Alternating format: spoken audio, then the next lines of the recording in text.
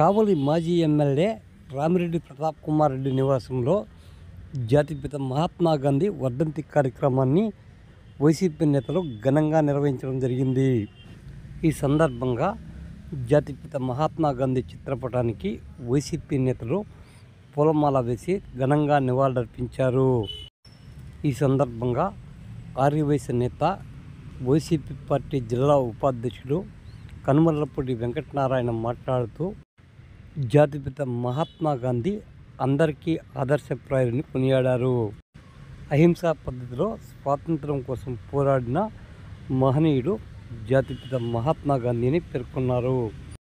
ఈ కార్యక్రమంలో కావేరిపట్న వైసీపీ అధ్యక్షుడు కేతిరెడ్డి శివకుమార్ రెడ్డితో పాటు కావేరిపట్న రూరల్ మండల వైసీపీ నేతలు పాల్గొన్నారు. గాంధీ గారు, మోహన్ చంద్ కరమ్చంద్ గాంధీ గారు, ఆయన 1948 జనవరి 30 తారీఖున హత్యగావించబడినాడు.